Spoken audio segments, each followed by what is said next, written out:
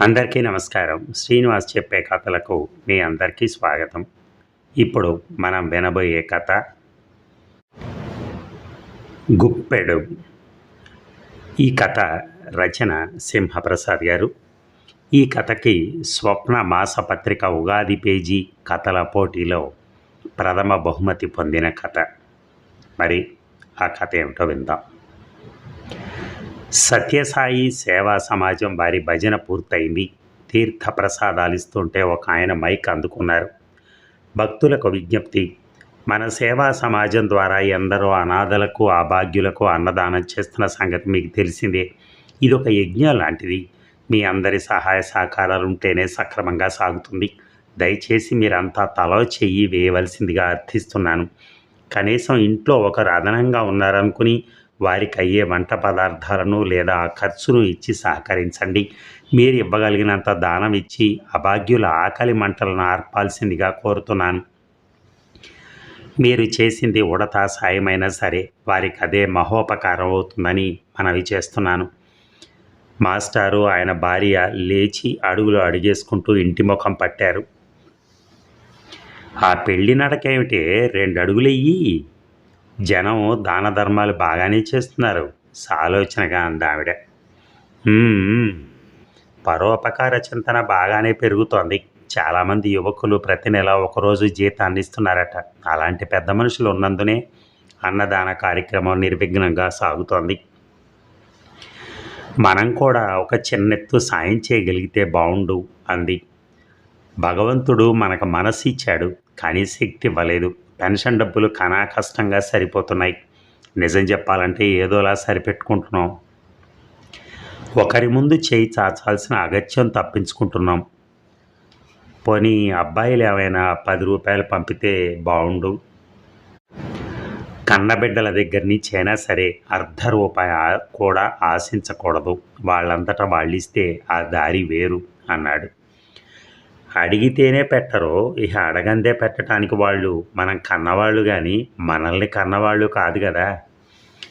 అయినా నా పిచ్చి కానీ అడగందే అమ్మైనా అన్నం పెట్టదు అనే సామెత ఉండనే ఉందిలేండి నిట్టూరిస్తూ అంది. అది అబద్ధం. నువ్వు చెప్పు. తల్లి చూసేది బిడ్డ జేబును కదా, కాదు కదా, కడుపునే కదా. బిడ్డ అలా భూమి మీద పడతాడో లేదో ఇలా తల్లి గుండెల్లో పాలు పొంగుతాయి. నీకో మాట చెప్పనా? చెప్పండి. ఎంతైనా రిటైర్డ్ తెలుగు పంతుల మురిపెంగా నవ్వింది. భూమి మీద ఉచితంగా లభించేవి అమ్మ పాలు మాత్రమేనే. బాగానే చెప్పారు. ఆ పాలిస్తే కానీ ఆ తల్లి గుండె సలపరం తగ్గదు, గుండెల్లోకి తృప్తి రాదు. అబ్బో, నువ్వు గొప్ప వాక్యాలు సెలవిస్తున్నావు. ఒకటా రెండా, 40 ఏళ్ల నుంచి మీ అడుగులు అడిగేస్తున్నాను. ఆ మాత్రం ఇంగువ వాసన అంటదు. ఇంటికెళ్ళి కాళ్ళు చేతులు కడుక్కొని అన్నం వడ్డించుకున్నారు. ఎంచేతో ఇద్దరికీ ఆకలిగా లేదు. ఏదో తప్పు చేస్తున్న భావనతో నలిగిపోయారు. ఆ రాత్రి సరిగా నిద్రపోనూ లేదు. ఏదో అశాంతి, మరేదో తపన వారిని నిలవనీయలేదు. మర్నాడు ఆమె యథాప్రకారం పనిలో పడింది. ఆయన చోళ్ల జావ తాగి బయటికెళ్ళారు. మాస్టారికి తెలుగు పద్యాల మీద విపరీతమైన మమకారం. అంచేత ఆసక్తి చూపిన పిల్లల ఇళ్లకెళ్ళి వేమన, సుమతి శతక పద్యాలను ఉచితంగా నేర్పుతూ ఉంటారు. తెలుగు రాని ఇంగ్లీష్ మీడియం విద్యార్థులకు కూడా అర్థం బోధపరిచి పద్యాలను కంఠస్థం చేయిస్తూ ఉంటారు. ఆదివారం నాడైతే అసలు ఆయన క్షణం తీరికుండదు. ఎన్ని చోట్లకి వెళ్తారో ఆయనకే తెలియదు. తెలుగు భాషను ఉద్ధరించేస్తాం అనే వారిలా కాకుండా మీరు భాషా సేవ బాగానే చేస్తున్నారే అని ఎవరైనా అంటే మాస్టారు నవ్వేస్తారు. అంత పెద్ద మాటలు ఎందుకులేండి, ఏదో నాకు తోచిన 4 నీతి పద్యాలు నేర్పుతున్నాను. పిల్లలు గనక ఇట్టే పట్టేస్తున్నారు.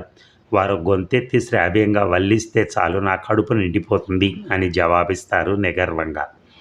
పొద్దుెక్కాక ఇంటికొచ్చారు.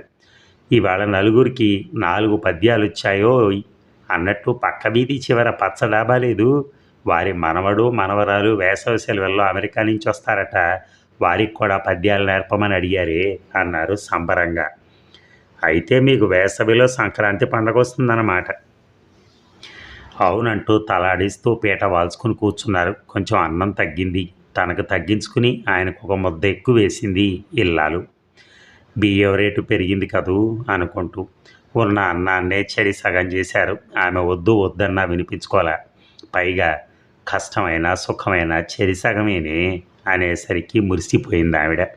నెల తిరిగింది. మొదటి వారపు భజనకు వెళ్ళారిద్దరు. భజన అయ్యాక కాసిని బియ్యం తెచ్చానండి, ఇద్దామంటే సిగ్గుగా ఉంది. చెంగు చాటున దాచిన చిన్న బియ్యపు మూట చూపుతూ అంది. ఆశ్చర్యంగా చూశారు. రోజు మనం వండుకునే బియ్యంలోంచి ఒక గుప్పెడు తీసి పక్కన పెట్టానండి. ఆయన కళ్ళు అశ్రుపూరితాలయ్యాయి. భుజం తట్టి అభినందనపూర్వకంగా చూశారు. కుచేలుడి అటుకుల్లో శ్రీకృష్ణుడు చూసింది విలువ కాదే, అనురాగం. ఇద్దాంరా. ఇద్దరు వెళ్ళి నిర్వాహకులకి చెప్పారు. వారి సూచన మేరకు అన్నం వండుతున్న గంగాళాలలో ఎసరు బియ్యంతో పాటు వేశారు. మరి గంటకి పిల్లలు భోంచేస్తూ ఉంటే భార్యకి చూపిస్తూ అన్నారు మాస్టారు. వారు తింటున్న అన్నం మెతుకుల్లో 4 మీద అన్నపూర్ణ అని నీ పేరు రాసుందే. నీ భాగ్యం ఎంత గొప్పదే నా బంగారు అని. చూడండి ఎంత ఆర్ద్రతగా ఉందో కథ. చాలా చిన్న కథ. అంత చిన్న కథలో ఎంత సామాజిక స్పృహని, ఎంత దయని, ఎంత సౌహార్దాన్ని ఇలాగ ఎన్ని అందించారో సింహప్రసాద్ గారు నిజంగా. ఈ కథ స్వప్న మాసపత్రిక ఏప్రిల్ 2011లో ప్రచురితమైంది. నాకైతే చాలా బాగా నచ్చింది. ఎందుకంటే వాళ్ళకే లేనితనం, డబ్బులు లేవు, ఏమీ లేవు, నానా బాధలు పడుతున్నారు, పిల్లలు పట్టించుకోవట్లేదు. బట్ స్టిల్ ఆమె దగ్గరున్న బియ్యంలో కొన్ని బియ్యం తీసుకొచ్చి వెయ్యాలనే ఆలోచన నిజంగా అది గొప్ప గొప్ప వాళ్ళకి కానీ రాదు. ఎందుకంటే మనలాంటి సామాన్యులైతే ఏమనుకుంటారో అదే పరిస్థితిలో ఉంటే చాలండి మనకే సరిపోవట్లేదు అని మనమే అనుకుంటాం. ఎందుకంటే మన గురించి మనం ఆలోచిస్తాం, కానీ ఆమె అందరి గురించి ఆలోచించింది. హ్యాట్స్ ఆఫ్ టు సింహప్రసాద్ గారు. Thank you very much.